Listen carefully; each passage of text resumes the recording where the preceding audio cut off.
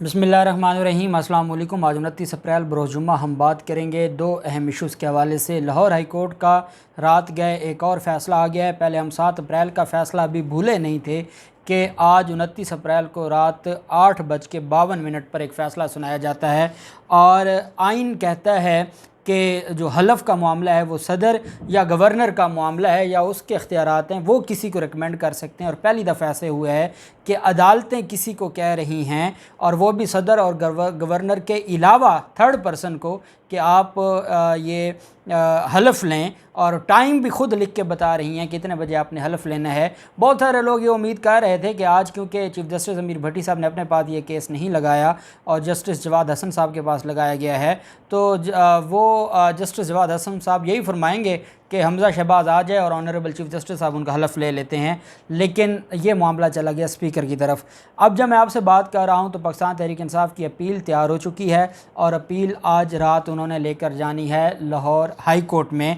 और देखते हैं कि जो कहते हैं कि रात 12 बजे तक भी आइन का जहां मामला आ जाए, क्योंकि आज सीनियर एडवोकेट ये कह रहे हैं कि आज एक नया आइन लिखा गया है। जो हमारा 1973 का आइन मौजूद है उसमें ऐसी कोई शिक मौजूद नहीं है कि इतना जो तेज़ तरीन इंसाफ और इस तरीके से गवर्नर और प्रेसिडेंट के हवाले से ये कहना कि उन्होंने कोई गैर आइनी या गैर कानूनी काम किया है। और फिर हलफ का जो मामला है आर्टिकल 255 बड़ा क्लियर है और उसमें अदालत का डायरेक्ट करना, उनका ये कहना है सीनियर वकला का कि ये नया आइन लिखा गया है। 1973 के आइन में ये बात नहीं है। परवेज़ इलाही की तरफ से भी बड़ी अहम स्टेटमेंट सामने आई है और उन्होंने भी लाहौर हाई कोर्ट का फ़ैसला मानने से इनकार किया है। उसकी तफसील भी मैं आपके साथ शेयर करूँगा। पहले मैं आपको बता दूँ कि ये 9 सफ़ात पर मुश्तमिल फ़ैसला है लाहौर हाई कोर्ट का। और लाहौर हाई कोर्ट ने जहाँ आर्टिकल 255 है उसके बारे में ये कहा है कि an oath required to be made by a person under the constitution shall preferably be made in Urdu or a language that is understood by that person, कि वो बेहतर हो कि उर्दू में हो, नहीं तो वो अगर उर्दू भी उसको ना आती हो तो जो भी ज़ुबान है उसमें हलफ लिया जाएगा। Under the Constitution, an oath is required to be made before a specific person and for any reason is impracticable for the oath to be made before that person, it may be made before such person as may be nominated by that person. अब अगर एक that person से मुराद ये है कि अगर तो वो फेडरल कोई ओहदा है वज़ीर आज़म या काबीना का, तो उसकी ओहद तो लेनी है सदर पाकिस्तान ने। सूबाई मामला है तो वो गवर्नर ने लेनी है। लेकिन बड़ा क्लियर कट कह दिया गया है कि या वो खुद लेगा या वो नॉमिनेट करेगा। कहीं ये नहीं लिखा गया कि वो नॉमिनेट कोई और करेगा। आर्टिकल 255 सब आर्टिकल 3 कहता है where under the constitution a person is required to make an oath before the enters upon an office he shall be deemed to have entered upon the office on the day on which he makes the oath. जिस दिन उसका ओहद लिया जाएगा, हलफ लिया जाएगा, उस दिन से समझा जाएगा कि उसने वो ओहदा हासिल कर लिया है। यानी 16 अप्रैल से हमज़ा शहबाज वज़ीर आला नहीं होंगे, बल्कि अगर 30 अप्रैल को उनका हलफ लिया जाता है तो वो 30 अप्रैल से वज़ीर आला होंगे। अब ये आर्टिकल ओथ ऑफ ऑफिस ये है 255। इसी तरह से जो सदर पाकिस्तान के पास अख्तियारात हैं जब वज़ीर आज़म और कैबिनेट बनती है तो वो अलग लिखा हुआ है, और जब सूबाई काबीना बनती है या वज़ीर आला की ओहद का मामला होता है, गवर्नर के जो अख्तियारात हैं वो अलग लिखे गए हैं। अब मुझे बताएं कि जब आईन पाकिस्तान ये कहता है कि जिसने लेनी है वो खुद लेगा या वो नॉमिनेट करेगा, तो अदालत कैसे नॉमिनेट कर सकती है? अब अदालत ने 2 चीज़ें लिखी हैं। सदर पाकिस्तान के बारे में उन्होंने लिखा है कि जो causing governor of the Punjab the president of Pakistan but also by the governor of the Punjab causing non-fulfillment of his constitutional duty thereby violating article 5। ये वो आर्टिकल 5 है जिसके मुताबिक रूलिंग दी थी डिप्टी स्पीकर ने, और आज उसी आर्टिकल 5 पर फैसला दे रही है Lahore high court.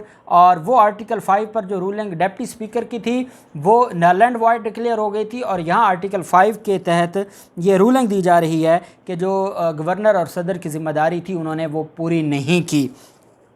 Since the governor of Punjab has also failed to exercise his powers and to perform his duties by avoiding the administration of oath to the newly elected chief minister, thereby violating the clear advice of the court to either administer the oath himself or through his nominee, while elaborating and interpreting Article 255 of the Constitution, which reads as under. वो कह रहे हैं कि ना सिर्फ उन्होंने article 255 की खिलाफ वर्जी की है, बल्कि उन्होंने अदालत के क्लियर कट ऑर्डर की खिलाफ वर्जी की है। अब ये मामला यहाँ तक पहुँचा है और जो आगे से डायरेक्शन दी गई है वो बड़ी दिलचस्प है। ये पैरा नंबर 16 है, पेज 8 है इस जजमेंट का। For the what has been discussed above in the light of the direction suggestions given by the court in the judgment and the law laid down by the Honorable Supreme Court of Pakistan, which are binding on the courts under Article 189 of the Constitution, this petition is allowed and the response number 1 is directed to convey the Speaker National Assembly of Pakistan to administer oaths newly elected Chief Minister of Punjab tomorrow at 30/4/2022। अब ये basically direction दी जा रही है speaker को। कहाँ गया article 69, कहाँ गया आपका आइन कि स्पीकर को बताया जा रहा है कि आपने इतने बजे इस दिन इतने बजे आपने हलफ लेना है, आपने इससे आगे पीछे भी नहीं होना, आप 2 मिनट लेट हो जाएंगे अब तो तौहीन अदालत में घर चले जाएंगे। उन्होंने कहा कि ये आपने लेना है। रिस्पॉन्ड नंबर 1 को कहा गया है फेडरेशन ऑफ पाकिस्तान को, और नीचे बड़े सुनहरी हरूफ के साथ लिखा गया है अप्रूव्ड फॉर रिपोर्टिंग। जो हमारे ऑनरेबल जज साहब हैं, जस्टिस जवाद हसन साहब, हम उनकी अदालत में डेली बेसिस पर पेश होते हैं। तो ये जो सारी चीज़ें हैं, मैं समझता हूँ कि आज अज़हर सदीक एडवोकेट साहब का कहना है, और आप जानते हैं कि वो सीनियर वकील हैं पाकिस्तान तहरीक इंसाफ की तरफ से, वो आज पेश भी हुए और काफ़ी तलख कलामी भी हुई। अशतर औसाफ साहब की बेसिकली उनसे नहीं बनती। वो मरीम नवाज़ के जब केस में पेश हुए थे, क्योंकि अशतर औसाफ साहब मरीम नवाज़ के वकील थे, तो जब अज़हर सदीक एडवोकेट साहब पेश हुए थे नैब की तरफ से, तो उस वक्त भी अशतर औसाफ साहब ने हंगामा किया था, एहतजाज किया था। आज भी यही मामला हुआ। और दुख की बात यह है कि 2 फैसले पहले आए हैं chief justice Lahore high court के, और उन दोनों के ख़िलाफ़ इंट्रा कोर्ट अपील फ़ाइल की गई, जिसको नहीं सुना गया। इंट्रा कोर्ट अपील नहीं सुनी गई, लेकिन एक ही मामले पर तीसरी जो दरख्वास्त है वो अदालत में गई है। कहाँ गया? हम कहते हैं कि ये सिविल रेमेडी है। रेस जुडिकाटा का जो कंसेप्ट है वो कहाँ गया? रेस जुडिकाटा ये कहता है कि जब एक मामला फाइनली डिसाइड हो गया है तो उसके बाद दोबारा आप उसको नहीं छेड़ सकते। यहाँ एक रिट पिटीशन है, वो फाइनली मेरिट पर फैसला हो गया, फैसला नहीं पसंद आया, आप तौहीन अदालत में चले जाएं, आप हाई कोर्ट सुप्रीम कोर्ट में चले जाएं, वो आपने उसको जो इंट्रा कोर्ट अपील है वो नहीं लगाई। दूसरा फैसला आया, दूसरी इंट्रा कोर्ट अपील आई, आपने नहीं लगाई। और पहली पिटीशन थी वो भी सेम काज ऑफ एक्शन और सेम उसमें प्रेयर थी, दूसरी में भी सेम काज ऑफ एक्शन और तीसरी में भी सेम काज ऑफ एक्शन।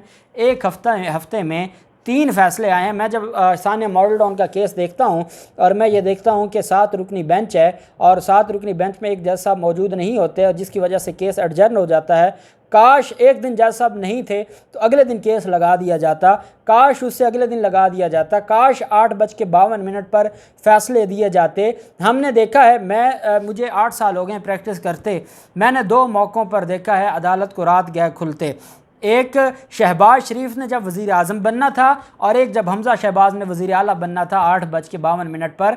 आज अफ्तारी जस्टिस जवाद हसन साहब के कमरा अदालत में सहाफ़ियों के लिए अफ्तारी का वहाँ इंतज़ाम किया गया ताकि सारे के सारे बैठें और फिर पूरी कौम को बताएं ये फ़ैसला और ये फ़ैसले के बारे में बताएं कि अदालतें आइन और कानून के मुताबिक रात गैप भी फ़ैसले देती हैं। आज चीफ जस्टिस अतर मिनल्ला साहब ने भी आप देखते हैं कि ब्यूरो चीफ ARY को 12 मई को तलब किया है और कहा है कि क्यों अदालतों के ऊपर सवालात उठाए गए हैं। हुआ तो इतना ही था कि रात 10-11 बजे इस्लामाबाद हाई कोर्ट की लाइट्स ही जली थी, और अगर लाइट्स जलाना ही कोई जुर्म है तो इस पर किसी को तकलीफ़ है तो उसका जवाब देना होगा। तो उन्होंने बात की अरशद शरीफ के हवाले से, काशिफ अब्बासी के हवाले से, तो मैं ये समझता हूँ कि ये जो सारी की सारी चीज़ें हैं ये अब एक बहुत बड़ा सवाल खड़ा होता है, और वो ये है कि पाकिस्तान तहरीक इंसाफ आज रात को अपील वो अपनी दायर करने जा रहे हैं। अच्छा, ये अपील कौन दायर करने जा रहा है ये भी मैं आपको बता देता हूँ।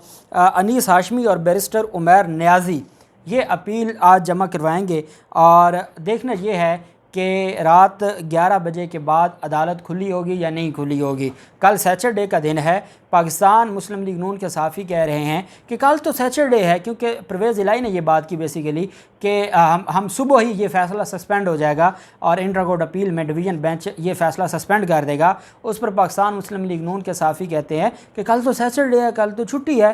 तो हम कहते हैं कि पहले भी सैटरडे की रात को अदालतें लगी हैं, इतवार की शाम को अदालतें लगी हैं। यहाँ आइनी बहरान है। स्पीकर कह रहा है कि ये जो फैसला ये जो इलेक्शन है ये गैर आइनी और गैर कानूनी है। वो कहते हैं कोई ऐसा इलेक्शन हुआ ही नहीं है। गवर्नर कहता है कि ये कोई ऐसा इलेक्शन नहीं हुआ, और आप कहते हैं कि आपने एक हफ़्ते में 3 पिटिशन, जैसे मरीम नवाज़ के लिए एक दिन में 3 बेंच बन गए थे। तो ये जो सारी चीज़ें हैं, कौम ये पूछती है कि क्या जो सानिया मॉडल टाउन जैसे जो केसेस हैं, जो बाकी केसेस हैं, मोटरवे ज़्यादती केस में जिन बदबख्तों को सज़ा हुई थी उनकी अपीलें आज तक डिसाइड नहीं हुई लाहौर हाई कोर्ट में। और ये सारी की सारी चीज़ें कौम परेशान है और अपनी परेशानी की वजह से ये सारे सवालात पूछती है। अब देखते हैं कि आज रात अदालत खुलती है और इंटरटेन की जाती हैं दरख्वास्तें, और कल सुबह क्या एक बेंच बनता है, इंटर कोर्ट अपील 11:30 से पहले सुनी जाती है, क्या होता है। और ये एक बहुत बड़ा इम्तिहान भी है, और मैं समझता हूँ कि इंशाल्लाह हमारी अदालतें इस इम्तिहान से कामयाब होंगी, सुरखरू होंगी। अल्लाह पाक पाकिस्तान का हामी नासिर हो। बहुत शुक्रिया। अल्लाह हाफिज़। पाकिस्तान जिंदाबाद।